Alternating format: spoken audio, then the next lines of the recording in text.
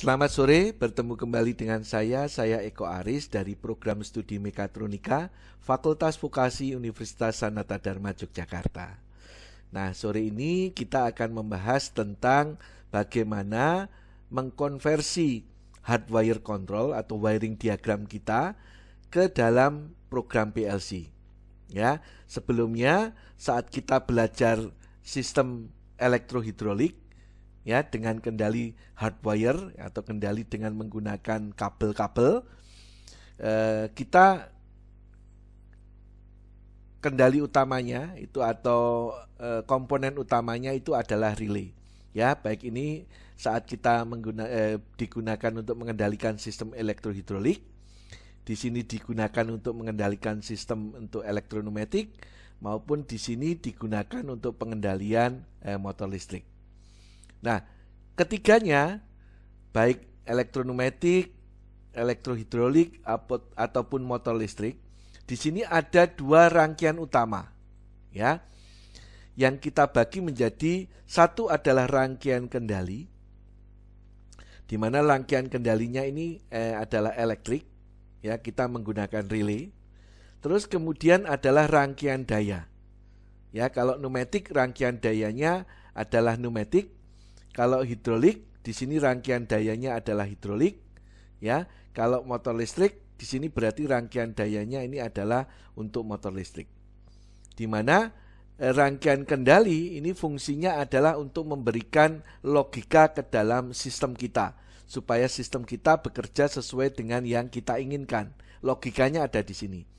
Tapi untuk rangkaian daya ini diperlukan untuk memberikan tenaga, untuk memberikan daya ke dalam sistem supaya sistem bisa bekerja, bergerak gitu ya. Misalnya kalau motor listrik, berarti kalau nanti motor listrik ini berputar, motor listrik ini bisa memutar sistem kita. Kalau ini sistem pneumatik, nanti silinder hidrolik di sini, silinder pneumatik di sini, maka silinder pneumatik ini bisa mendorong sistem kita. Termasuk juga dengan sistem hidrolik, karena ini adalah untuk rangkaian dayanya. Nah, sekarang kalau kita bicara tentang PLC, ya, ini adalah program PLC, dan ini adalah rangkaian elektriknya yang digunakan untuk pengendalian, rangkaian untuk kendalinya. Rangkaian kendali ini bagaimana nantinya supaya bisa diterjemahkan ke dalam program PLC. Jadi tujuan pembelajaran ini supaya teman-teman dengan mudah dapat mengkonversi rangkaian yang sebelumnya dikendalikan secara hardwire ke dalam program PLC. Oke, begitu. Nah, mari kita sekarang coba. Ini adalah rangkaian elektroneumatik. Berarti ini kalau kita simulasikan, maka kalau ini saya start, maka silinder akan maju. Kalau ini saya stop, silinder akan mundur. Jadi teman-teman sudah belajar di sini, ya, dimana kalau tekan tombol start, di sini adalah listrik mengalir sehingga relay K1 ini aktif. Kalau relay K1 aktif, maka kontak relay K1 yang semula di sini open, ini akan menjadi tertutup. Ini akan menjadi tertutup. Kalau ini tertutup, maka solenoid 1Y1 ini akan aktif, ya. Kalau solenoid 1Y1 aktif, maka di sini ini terhubung dengan solenoid yang ada di solenoid valve. Kalau ini aktif, maka ruangannya di sini akan bergeser, ya. Ruangannya akan bergeser yang semula ke kanan sehingga aliran angin di sini dari depan ke belakang, silinder mundur. Tapi kalau di sini aktif, maka aliran angin dari belakang sehingga membuat silinder maju. Oke, ya. Maka di sini ini bisa kita gerakkan juga secara mekanik. Di sini ada tombol untuk mekaniknya, ya, supaya solenoid valve-nya bergeser. Tetapi kita bisa juga menggeser itu dengan menggunakan solenoid, ya. Nah, solenoidnya ini dikendalikan oleh rangkaian elektrik kita. Di sini 1Y1 ini aktif, maka di sini aktif sehingga akan mendorong, gitu ya. Karena di sini ada rangkaian kendali dari elektrik, rangkaian pneumatik dari untuk rangkaian daya dari menggunakan pneumatik, maka di sini disebut dengan rangkaian elektroneumatik, ya. Ini start, ini stop. Nah, ini untuk pneumatik dengan rangkaian yang sama untuk sistem hidrolik Ya, maka kalau ini tombolnya saya start, ini saya simulasikan, tombolnya saya start, ya, maka silinder akan maju. Setelah mencapai maksimal, ya, silinder akan berhenti. Kalau ini saya stop, silinder akan mundur. Ya, kenapa bisa seperti itu? Ya, tadi kita sudah jelaskan bahwa kalau ini saya start, K1 aktif. Kalau K1 aktif, kontaknya ini akan tertutup. Kalau kontaknya tertutup, 1Y1 aktif. Kalau 1Y1 aktif akan menggeser ruangan yang ada di sini, ya, sehingga oli dari P menuju ke A, menuju ke belakang, silindernya maju. Ya, kalau di sini saya lepas, maka oli di sini dari P menuju ke B, menuju ke depan. Nah, oli dari belakang di sini menuju ke tangki, ya, silindernya mundur. Nah, ini bisa digerakkan secara mekanik, ada tombolnya, ya, atau bisa kita gerakkan secara elektrik, ya. Jadi solenoidnya di sini aktif, menggeser ruangan. Kalau saya tekan tombol stop, maka dia akan mundur. Oke? Nah, ini disebut dengan rangkaian elektrohidrolik karena untuk kendalinya pakai elektrik, untuk dayanya pakai hidrolik. Ini adalah untuk elektrohidrolik. Nah, kemudian kalau untuk motor listrik itu juga sama. Ini ada rangkaian elektriknya untuk kendali, ada rangkaian dayanya, ini adalah motor listrik. Gitu ya. Rangkaian daya disebut rangkaian daya karena di sini memang mengalirkan arus yang lebih besar dibandingkan dengan rangkaian kendali. Kalau rangkaian daya yang ada di sini karena di sini menggunakan hidrolik. Kalau di sini menggunakan pneumatik, gitu ya. Nah, kalau di sini menggunakan motor listrik. Nah, di mana motor listrik ini butuh arus yang besar. Nah, sedangkan rangkaian kendali di sini membutuhkan arus yang kecil karena hanya untuk mengaktifkan kontaktor di sini. Nah, kalau di sini saya start, ini saya simulasikan. Kalau di sini saya start, maka motor listrik ini akan berputar, ya.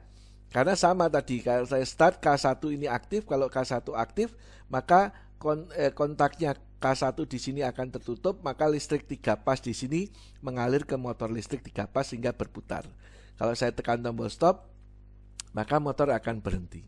Ya, ini tekan start, dia akan berputar, saya tekan stop, dia akan berhenti. Nah, ini adalah rangkaian hardwire, ya, rangkaian skematik diagram atau ada istilahnya menyebut dengan bahasa ladder karena menyerupai tangga, ya, skematik diagram atau wiring diagram di sini, ya.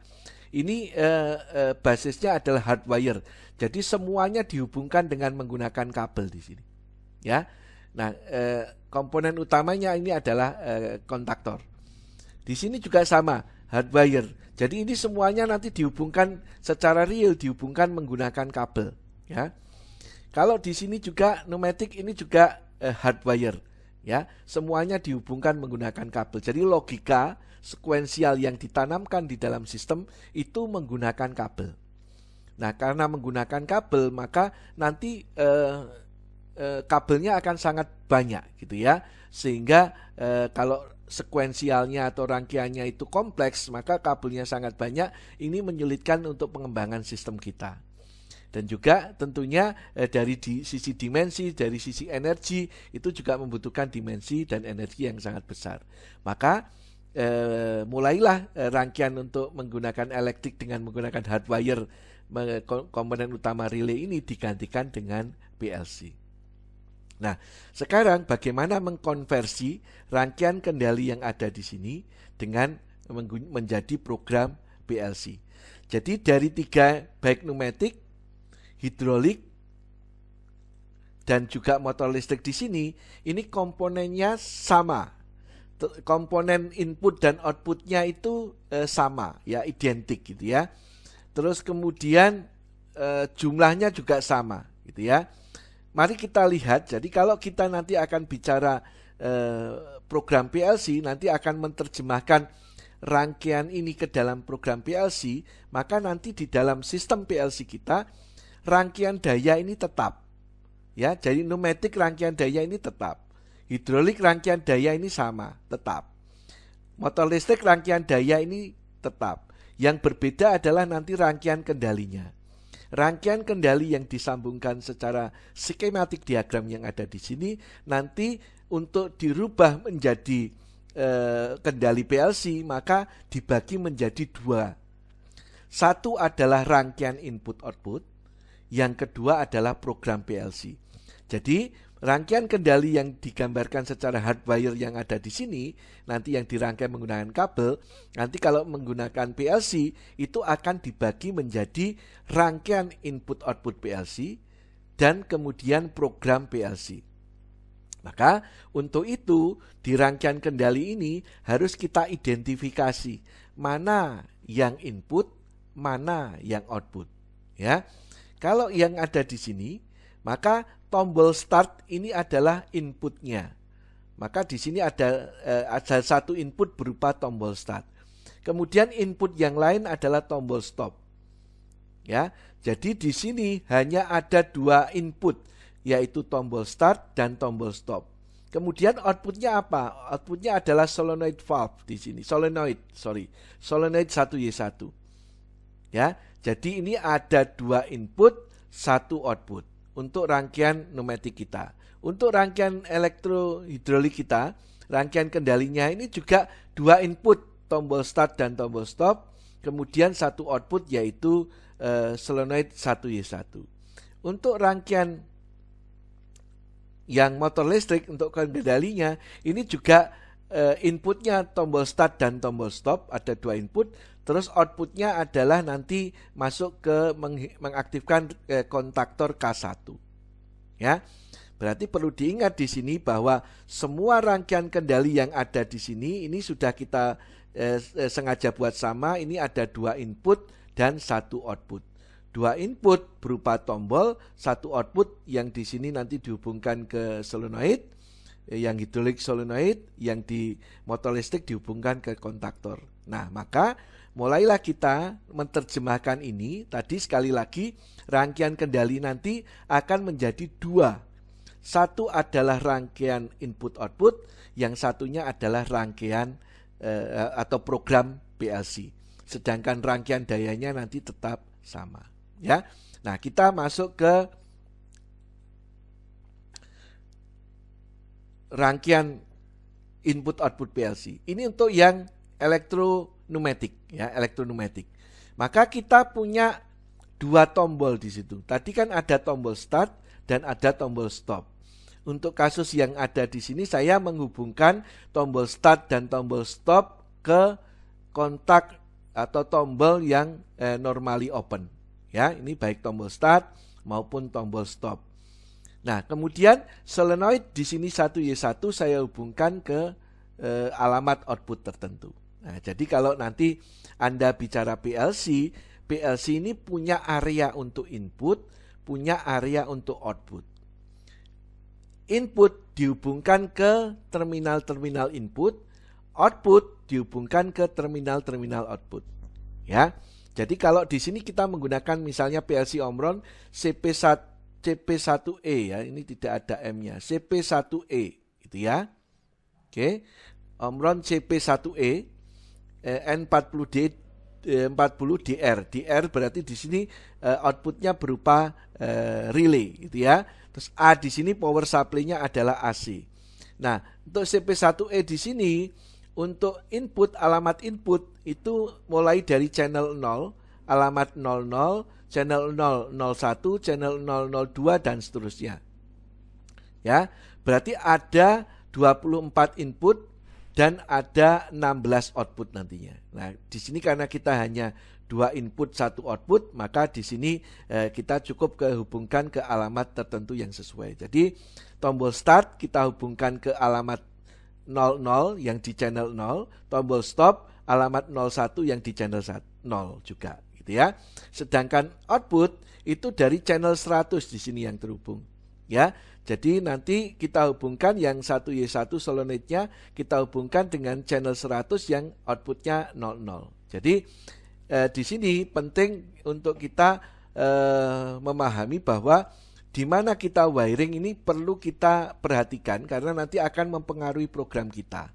Ya, alamatnya ini kita berikan ke alamat berapa itu harus diidentifikasi dengan tepat. Ini untuk pneumatik. Untuk hidrolik, nah maaf ini juga tadi saya copy. input outputnya sama, Anda lihat baik pneumatik maupun hidrolik ya. Di sini input outputnya sama ya. Karena dua tombol start dan stop, satu solenoid ya, sama gitu ya. Nah, sedangkan untuk yang elektrik, yang untuk motor listrik ini juga sama. Tombol start stop dihubungkan ke alamat 0 dan 01. Kontaktornya tadi mengaktifkan kontaktor dihubungkan ke 100. Ya.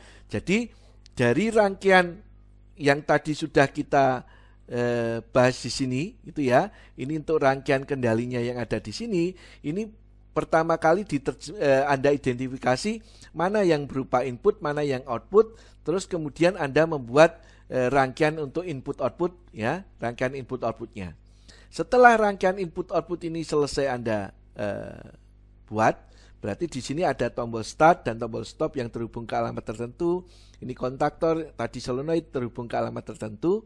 Nah, maka di sini apa yang tadinya digambarkan secara hardwire ya, kabel-kabel, di sini kabel-kabel, di sini kabel-kabel juga, ini diganti dengan program PLC ya, program PLC ya.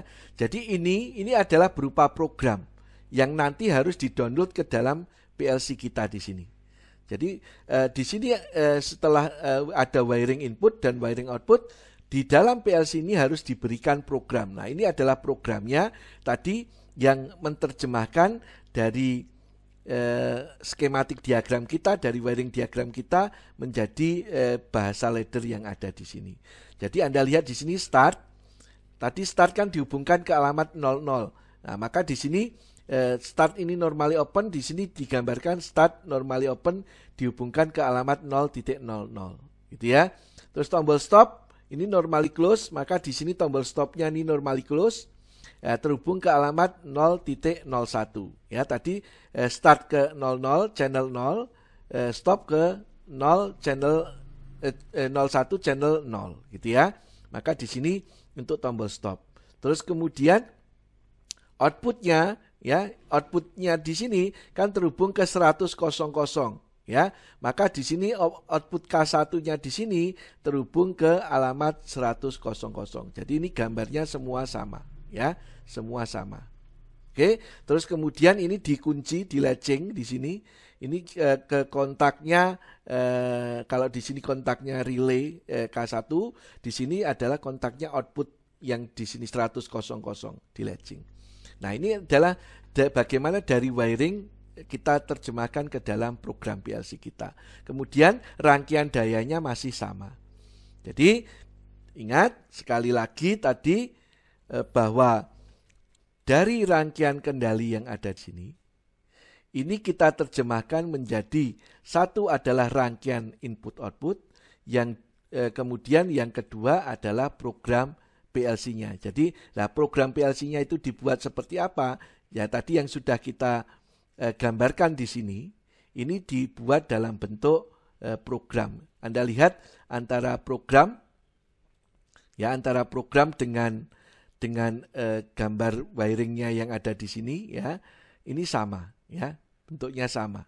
Ya, hanya di sini digambarkan tegak, di sini datar, nah di sini juga datar. Ini kalau Anda lihat ini sama ya. Start di sini, stop di sini, ini latchingnya, terus kemudian ini outputnya. Oke, begitu. Nah, terus kemudian kalau dari program PLC-nya dari sini, kalau ini kita simulasikan, tekan tombol start, misalnya ini kita set, kita on, maka output 100 ini akan aktif. Nah, 100 aktif tadi, kalau yang ada di pneumatik 100 aktif, mengaktifkan 1Y1. Kalau di hidrolik mengaktifkan 1Y1 juga 100. Kalau di motor listrik mengaktifkan kontaktor 1. Ya, terus kemudian karena 1Y1 dan kontaktor 1 ini aktif, maka di sini tadi silindernya maju, di sini silindernya maju. K1 di sini motornya berputar. Oke, begitu yang bisa saya sampaikan. Semoga di sini menambah wawasan teman-teman, mempermudah teman-teman untuk belajar PLC ya untuk belajar PLC setelah semula teman-teman belajar sistem elektroneumatik, elektrohidrolik, dan juga motor listrik yang dikendalikan secara hardwire menggunakan kontaktor, sekarang bisa diubah dengan mudah menjadi kendali berbasis PLC. Sekian dan terima kasih.